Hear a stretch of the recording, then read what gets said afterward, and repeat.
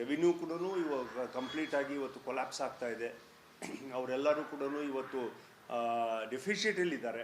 Collections ಆಗ್ತಾ ಇಲ್ಲ, commercial taxes collections ಆಗ್ತಾ ಇಲ್ಲ, ಎಕ್ಸೈಸ್ ಎಲ್ಲವನ್ನು ಕೂಡ ರೇಟ್ನ ಜಾಸ್ತಿ ಮಾಡ್ಕೊಂಡು ಕಲೆಕ್ಷನ್ಸ್ ಮಾಡೋಕ್ಕೆ ನೋಡ್ತಾ ಇದ್ದಾರೆ. ಟ್ರಾನ್ಸ್ಪೋರ್ಟ್ ಡಿಪಾರ್ಟ್ಮೆಂಟ್ನಲ್ಲಿ ಅಧೋಗತಿಗೆ ಹೋಗಿದೆ. ಸೊ ಈ ಥರದ ಅನೇಕ ವಿಚಾರಗಳಲ್ಲಿ ನಾವೆಲ್ಲರೂ ಕೂಡ ಕರ್ನಾಟಕ ರಾಜ್ಯದ ಮುಂದೆ ತಗೊಂಡು ಹೋಗ್ತಾ ಇವೆಲ್ಲಿಷ್ಟು ಕೂಡ ಮೊನ್ನೆ ಚರ್ಚೆ ಆಗಿರ್ತಕ್ಕಂಥ ವಿಚಾರ. 1 ನೇಷನ್ 1 ಎಲೆಕ್ಷನ್ಸ್ ಚರ್ಚೆ ಆಗಿದೆ. 1 ನೇಷನ್ 1 ಎಲೆಕ್ಷನ್ ಬರಬೇಕು. ಕಾಮನ್ ಸಿವಿಲ್ ಕೋಡು ಮತ್ತು ಕಾಮನ್ ಸಿವಿಲ್ ಲಾ ಇದೆರಡೂ ಕೂಡ ಬೇರೆ ಬೇರೆ ಇದೆ. ಹಾಗಾಗಿ ಕಾಮನ್ ಸಿವಿಲ್ ಕೋಡ್ ಏನು, ಕಾಮನ್ ಸಿವಿಲ್ ಲಾ ಏನು, ಯಾವುದನ್ನ ರಾಷ್ಟ್ರ ಇವತ್ತು ಒಪ್ಪಬೇಕಾಗಿದೆ, ಇದ್ರ ಮೇಲೂ ಕೂಡ ನಾವು ಚರ್ಚೆ ಮಾಡ್ಕೊಂಡಿದ್ದೀವಿ. ಈ ಥರ ಅನೇಕ ವಿಚಾರಗಳಲ್ಲಿ ಕಮಿಟಿಲಿ ಕೂತ್ಬಿಟ್ಟು ಚರ್ಚೆ ಮಾಡ್ಕೊಂಡಿದ್ದೀವಿ. ಇನ್ನು ರಾಜಕೀಯ ವಿಶ್ಲೇಷಣೆಗಳು, ರಾಜಕೀಯ ವಿದ್ಯಮಾನಗಳು ಇವೆಲ್ಲವೂ ಕೂಡ ಈಗಾಗಲೇ ಕೇಂದ್ರ ಸರ್ಕಾರಕ್ಕೆ ಕೇಂದ್ರದ ವರಿಷ್ಠರಿಗೆ ಎಲ್ಲ ವಿಚಾರಗಳನ್ನು ಕೂಡ ತಲುಪಿಸಿದ್ದೀವಿ. ಆ ವಿಚಾರವಾಗಿ ಈಗಾಗಲೇ ಮೊನ್ನೆ ತಾನೇ ಎಲ್ಲ ಬ್ರೀಫಿಂಗ್ ಮಾಡಿದ್ದಾರೆ. ಮತ್ತೊಂದ್ಸರಿ ಬ್ರೀಫಿಂಗ್ ಮಾಡ್ತಕ್ಕಂಥ ಅಗತ್ಯತೆ ಇಲ್ಲ ಅಂತೇಳಿ ನಾನು ಭಾವಿಸ್ತೀನಿ. ಇನ್ನೇನಾದರೂ ನಿಮ್ಮ ಕಡೆಯಿಂದ ಏನಾದರೂ ಆಚಾರ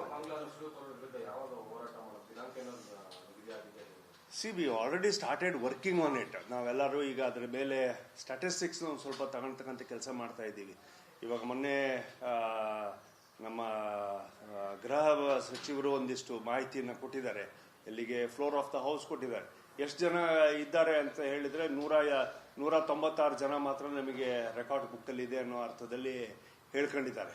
ಮತ್ತು ಎಲ್ಲರೂ ಕೂಡ ಈ ಥರದ ನಂಬರ್ಸ್ನ ಫೇಕ್ ನಂಬರ್ಸ್ನ ಕೊಟ್ಟುಬಿಟ್ಟು ಜನಕ್ಕೆ ಫೂಲ್ ಮಾಡ್ತಕ್ಕಂಥದ್ದನ್ನು ಬಿಡಬೇಕಾಗತ್ತೆ. ಬಿಟ್ಟುಬಿಟ್ಟು ನೈಜವಾಗಿರ್ತಕ್ಕಂಥ ಸಮಸ್ಯೆಗಳನ್ನ ಎದುರಿಸಬೇಕಾಗತ್ತೆ. ಬಿಕಾಸ್ ಎಲ್ಲೆಲ್ಲಿ ಈ ನುಸುಳುಕೋರರು ಅಥವಾ ಇಲ್ಲಿಗಲ್ ಇಮಿಗ್ರೆಂಟ್ಸ್ ಇವತ್ತು ಕರ್ನಾಟಕ ರಾಜ್ಯದಲ್ಲಿ ಎಸ್ಪೆಷಲಿ ಬೆಂಗಳೂರು, ಮಂಗಳೂರು, ಬೆಳಗಾಂ, ಹುಬ್ಳಿ, ಬೀದರ್, ಆಮೇಲೆ ಇವರೆಲ್ಲರೂ ಇದ್ದಾರೆ. ಲೇಬರ್ಸ್ ಆಗಿ ಬಂದಂಥವ್ರು ಇವತ್ತು they have become voters. And KR Puram ಅಂತ ಒಂದು ಕಾನ್ಸ್ಟಿಟ್ಯೂನ್ಸಿನಲ್ಲಿ ನಿಮಗೆ ಬಿಲೀವ್ ಮಾಡ್ತಿರೋ ಇಲ್ವೋ, ಈಗಾಗಲೇ ಅವರು ಕಾರ್ಪೊರೇಟ್ ಆಗೋದಕ್ಕೆ ರೆಡಿ ಆಗ್ತಾ ಇದ್ದಾರೆ. They are the voters. ಅವರಿಷ್ಟು ಅವ್ರದೇ ಒಂದು ಗ್ಯಾಂಗ್ನ ಮಾಡ್ಕೊಂಡು they want to enter into politics of Karnataka. ಈ ಥರ ಇಲ್ಲಿಗಲ್ ಇಮಿಗ್ರೆಂಟ್ಸ್ನ ನಾವು ಬರೀ ವೋಟಿಂಗ್ಗೋಸ್ಕರನೇ ನಾವು ಮಾಡ್ತಕ್ಕಂಥದ್ದು ಏನಿದ್ದಾವೆ ಇವು ಎಲ್ಲವೂ ಕೂಡ ಮುಂದಕ್ಕೆ ಬಹಳ ದೊಡ್ಡ ಕಂಟಕವನ್ನು ಕರ್ನಾಟಕ ರಾಜ್ಯಕ್ಕೆ ಕೊಡ್ತಕ್ಕಂಥ ಸಂದರ್ಭ ಇದ್ದಾವೆ. ತತ್ಕ್ಷಣ ಕರ್ನಾಟಕ ರಾಜ್ಯ ಇದಕ್ಕೆ ಎಚ್ಚೆತ್ತೇಳಬೇಕು. ಮತ್ತು ಕೇಂದ್ರ ಸರ್ಕಾರಕ್ಕೂ ನಾನು ವಿನಂತಿ ಮಾಡ್ಕೊಳ್ತೀನಿ, ತತ್ಕ್ಷಣ ಇಲ್ಲಿಗಲ್ ಇಮಿಗ್ರೆಂಟ್ಸ್ ಬಗ್ಗೆ ಹೇಗೆ ಇಂಟರ್ನ್ಯಾಷನಲಿ ಇವತ್ತು ಒಂದು ಡಿಸಿಷನ್ಸ್ನ ತಗೊಳ್ತಾ ಇದ್ದಾರೆ. ಆಯಾ ರಾಷ್ಟ್ರಗಳು, ಡೆವಲಪ್ ರಾಷ್ಟ್ರಗಳಿರ್ಬೋದು ಅಥವಾ ಡೆವಲಪಿಂಗ್ ರಾಷ್ಟ್ರಗಳಿರ್ಬೋದು, ಇವೆಲ್ಲವೂ ಮಾಡಬೇಕು. ಇಲ್ಲಾಂದರೆ ಮಿಡ್ಲ್ ಈಸ್ಟ್ ಇವತ್ತು ಹೆಂಗೆ ಸಫರ್ ಆಗ್ತಾ ಇದೆ, ಪ್ಯಾಲೆಸ್ಟೈನ್ ಮತ್ತು ಇಸ್ರೇಲ್ ಇದು ಸಫರ್ ಆಗ್ತಾ ಇದೆ. ಮುಂದಿನ ದಿನ ಇವತ್ತು ವೆಸ್ಟ್ ಬೆಂಗಾಲ್ ಅಂಡ್ ಬೆಂಗಾಲಿಸು, ನಮ್ಮ ಅಲ್ಪಸಂಖ್ಯಾತರು ಇರ್ತಕ್ಕಂಥ ಆ ಕಡೆಗೆ ಇರ್ತಕ್ಕಂಥ ಹಿಂದೂಸ್, ಸಿಖ್ಸ್ ಅಂಡ್ ಬುದ್ಧಿಸ್ಟ್ ಇವತ್ತು ಏನು ಸಫರ್ ಆಗ್ತಾ ಇದ್ದಾರೆ, ಅಥವಾ ಪಾಕಿಸ್ತಾನದಲ್ಲಿ ಹೇಗೆ ಸಫರ್ ಆಗ್ತಾರೆ ಹಿಂದೂಸ್ ಮತ್ತು ಸಿಖ್ಸ್ ಅಂಡ್ ಬುದ್ಧಿಸ್ಟು, ನಾಳೆ ದಿನ ಇಲ್ಲಿರ್ತಕ್ಕಂಥವ್ರು ಬಹುಸಂಖ್ಯಾತರು ಅಂತ ಹೇಳಿ ಅಂದ್ಕೊಂಡವರು ಕೂಡ ಇವತ್ತು ಇಲ್ಲಿ ಸಫರ್ ಆಗ್ತಕ್ಕಂಥದ್ದು ನಮಗೆ ತಪ್ಪಿದ್ದಲ್ಲ. ಬಿಕಾಸ್ ಸೀರೀಸ್ ಆಫ್ ಬಾಂಬ್ ಬ್ಲಾಸ್ಟ್ಗಳು ಬಾಂಬೆಲ್ಲಿ ನಡೆದಿದೆ, ಡೆಲ್ಲಿನಲ್ಲಿ ನಡೆದಿದೆ, ಆಗಿನ ಕಾಲದಲ್ಲಿ ಬೆಂಗಳೂರಿನಲ್ಲೂ ಕೂಡ ನಡೆದಿದೆ. ಇವೆಲ್ಲವೂ ಕೂಡ ನಾವು ಕೇರ್ಫುಲ್ ಆಗಿರ್ತಕ್ಕಂಥ ಕ್ಷಣಗಳು ಅಂತೇಳಿ ನಾನು ಭಾವಿಸಿದ್ದೀನಿ.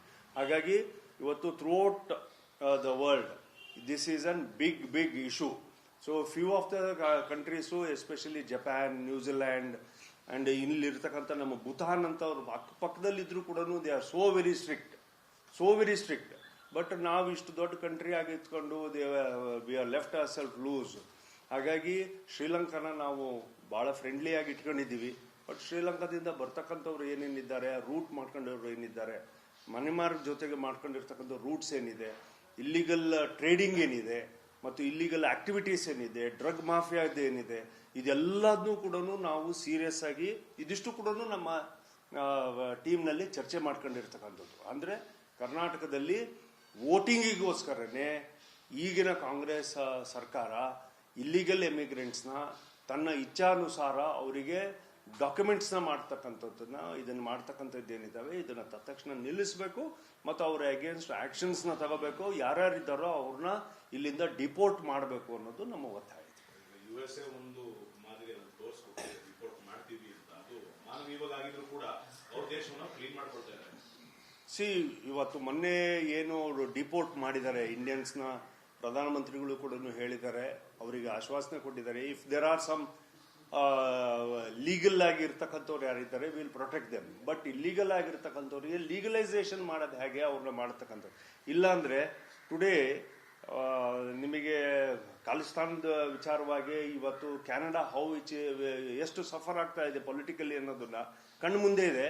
ಮತ್ತು ಕ್ಯಾನಡಾದಿಂದ ನಮಗೆ ಇದು ಇಂಡಿಯಾಕ್ಕೆ ಎಷ್ಟು ಸಫರ್ ಆಗ್ತಾ ಇದೆ ಅನ್ನೋದು ಕೂಡ ನಮ್ಮ ಕಣ್ಣು ಮುಂದೆ ಇದೆ. ಹಾಗಾಗಿ ಈ ತರ ಒಂದು ಸ್ವಲ್ಪ ವಿಷನ್ಸ್ನ ಇಟ್ಕೊಂಡು I think we need to political activities. This is an running issue. ನಮ್ಮ ಡಿಮ್ಯಾಂಡ್ಸ್ ಇರ್ತವೆ, ನಮ್ಮ ಇದಿರ್ತವೆ. That is an different channel. But ನಮ್ಮ ಟೀಮ್ ಇವತ್ತು ಕೂತ್ಕೊಂಡಿರ್ತಕ್ಕಂಥದ್ದು in the interest of the people of Karnataka.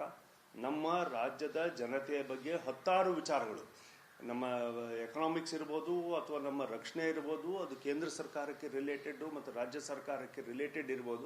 ಯಾಕಂದ್ರೆ Waqf was a very very big eye opener for us. ನಮಗೆ ದೊಡ್ಡ ದೂರದೃಷ್ಟಿಯನ್ನು ತೋರಿಸಿದೆ ಮತ್ತು ಸಮಸ್ಯೆಗಳನ್ನ ಹೇಗೆ ನೈಜವಾಗಿ ಅದಕ್ಕೆ ಪರಿಹಾರವನ್ನು ಕಂಡಿಡ್ತಕ್ಕಂಥದ್ದಿದ್ದಾವೆ. ಇದಕ್ಕೆ ಮೂಲ ಕಾರಣ ಏನು ಅಂದ್ರೆ ಆರ್ಟಿಕಲ್ 370 ನಮಗೆ ಬಹಳ ದೊಡ್ಡ ಇದು. ಆಮೇಲೆ ತ್ರಿಬಲ್ ತಲಾಕ್ ವಿಚಾರವಾಗಿ ಬಂದಿರತಕ್ಕಂಥದ್ದು ಇರ್ಬೋದು. ಈ ತರ ಅನೇಕ ವಿಚಾರಗಳನ್ನ ಕೇಂದ್ರ ಸರ್ಕಾರ ಏನು ಮಾಡ್ತಾ ಬಂದಿದೆ, ಇವೆಲ್ಲವೂ ಕೂಡ ಮುಂದಿನ ಪೀಳಿಗೆಗೆ ಮತ್ತು ರಾಷ್ಟ್ರಕ್ಕೆ ಇದು ಸುಭದ್ರವಾಗಿರ್ತಕ್ಕಂಥ ಕಾನೂನುಗಳನ್ನ ಮತ್ತು ಭದ್ರವಾಗಿರ್ತಕ್ಕಂಥ ರಾಷ್ಟ್ರವನ್ನ ಮಾಡೋದಕ್ಕೆ ಸಾಧ್ಯ ಆಗುತ್ತೆ ಅನ್ನೋ ಇಚ್ಛೆಯಿಂದ ಈ ಕಮಿಟಿಗಳು, ನಮ್ಮ ಕಮಿಟಿ ಇಷ್ಟೆಲ್ಲ ಚರ್ಚೆ ಮಾಡ್ಕೊಂಡಿದೆ. ರಾಜ್ಯದ ವಿದ್ಯಮಾನಗಳ ಬಗ್ಗೆ ಮಾಹಿತಿ ಕೊಟ್ಟಿದ್ದೀವಿ ಅಂತ ಅಂದ್ರೆ ಸರ್, ಕೇಂದ್ರದ ನಾಯಕರಿಗೆ ನಿರೀಕ್ಷೆ ಮಾಡಬಹುದು ಅಂತ ನಿರೀಕ್ಷೆ ಮಾಡಿದ್ದೀರಿ ಸರ್? ಒಂದಂತೂ ವೆರಿ ಕ್ಲಿಯರ್. ನಾವು ಯಾವುದೇ ಕಾರಣಕ್ಕೂ ನಾವು ತಗೊಂಡಿರ್ತಕ್ಕಂಥ ನಿರ್ಧಾರದಿಂದ ನಾವು ಯಾರು ಹಿಂದೆ ಸರಿದಿಲ್ಲ. ನೆನ್ನೆ ಫ್ಯೂ ಆಫ್ ದ ಮೀಡಿಯಾ ಫ್ರೆಂಡ್ಸ್ನವರು ಮತ್ತೆ ಪ್ರೆಸ್ ಮೀಡಿಯಾದವರು ಹಾಕೊಂಡಿದ್ದಾರೆ, ಇಲ್ಲ ರಾಜ್ಯಾಧ್ಯಕ್ಷರ ಚುನಾವಣೆಗೆ ನಾವೆಲ್ಲರೂ ಹಿಂದೆ ಸರಿದಿದ್ದೀವಿ. We have given our reports to the ನಮ್ಮ ಕೇಂದ್ರದ ವರಿಷ್ಠರಿಗೆ ಈಗಾಗಲೇ ಸಬ್ಮಿಟ್ ಮಾಡಿದ್ದೀವಿ. And we stand on that line only. I don't know how ಹೇಗೆ ಮಿಸ್ಇಂಟರ್ಪ್ರಿಟ್ ಆಗಿದೆಯೋ ನನಗೆ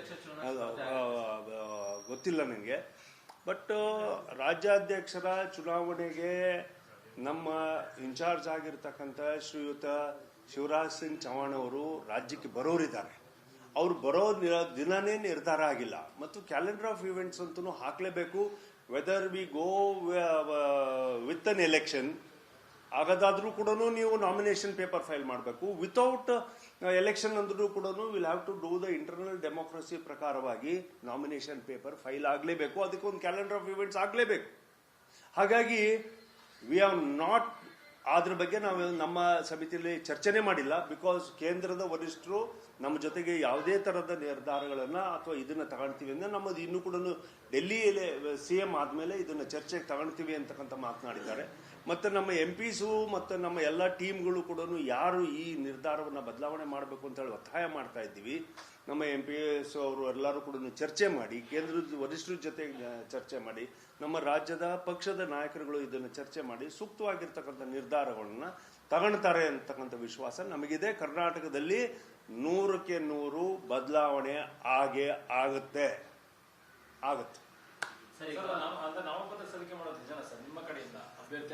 ಸಂದರ್ಭ ಆ ತರ ಬಂದ್ರೆ, ನಾಮಿನೇಷನ್ ಹಾಕ್ಲೇಬೇಕು ಅಂತಕ್ಕಂಥ ವಾದಗಳು ಬಂದ್ರೆ ಸಮಿತಿನ ಕುತ್ಕೊಂತೀವಿ. ಇನ್ನೊಂದ್ಸರಿ ಅವತ್ತಿನ ದಿನ ಎಲೆಕ್ಷನ್ಸ್ ಅಂತ ಹೇಳ್ಬಿಟ್ಟು ನಾಮಿನೇಷನ್ ಪೇಪರ್ಸ್ನ ನಾವು ಮಾಡಿದ್ದಾರೆ ಅನ್ನೋದಾದ್ರೆ ವರಿಷ್ಠರ ಜೊತೆಗೆ ಚರ್ಚೆ ಆಗದೆ ಅಥವಾ ಮತ್ತೊಂದು ಆಗದೆ you take your call, do elections ಅಂತ ಹೇಳಿ ಅವ್ರು ಏನಾದ್ರು ಡೈರೆಕ್ಷನ್ಸ್ ಕೊಟ್ರೆ we are going to file our nominations. ಈಗ ಹರಡಿರುವಂತ ಸುದ್ದಿ ನೀವು ತಳ್ಳಿ ಹಾಕ್ತೀರಾ ಅಂದ್ರೆ ನಿಮ್ಮ ಟೀಮಿಂದ 100ಕ್ಕೆ 100 ಅದ್ರ ಬಗ್ಗೆ ನಾವು ಯಾರು ಚರ್ಚೆನೆ ಮಾಡಿಲ್ಲ. In fact we are not spoken on that matter at all. ಅದು ಹೇಗೆ ಅದು ಮಿಸ್ಇಂಟರ್ಪ್ರೆಟ್ ಆಗಿ ರಾಂಗ್ ಮೆಸೇಜ್ ಹೋಗಿದೆಯೋ ಗೊತ್ತಿಲ್ಲ. But we stand by our words. ನಾವೇನು ಮುಂಚೆ ವರಿಷ್ಠರಿಗೆ ತೀರ್ಮಾನವನ್ನು ನಾವು ರಿಕ್ವೆಸ್ಟ್ ಮಾಡ್ಕೊಂಡಿದ್ದೀವಿ, ಅವರಿಗೆ ಮನವರಿಕೆ ಮಾಡಿಕೊಟ್ಟಿದ್ದೀವಿ. ಈ ಥರ ಹಿಂಗಾಗೋದ್ರಿಂದ ಮುಂದಿನ ದಿನಗಳಲ್ಲಿ BJPಯ ಸಂಘಟನೆಗೆ ಬಹಳಷ್ಟು ಕೊರತೆಗಳಾಗ್ತವೆ ಅಂತಕ್ಕಂಥ ವಿನಂತಿಯನ್ನು ನಾವೇನು ಮಾಡ್ಕೊಂಡಿದ್ದೀವಿ. ಅದಕ್ಕೆ ವಿನಂತಿಯನ್ನು ಪುರಸ್ಕಾರ ಮಾಡ್ತಾರೆ ಅಂತಕ್ಕಂಥ ವಿಶ್ವಾಸ ನಮ್ಮೆಲ್ಲರಿಗೂ ಕೂಡ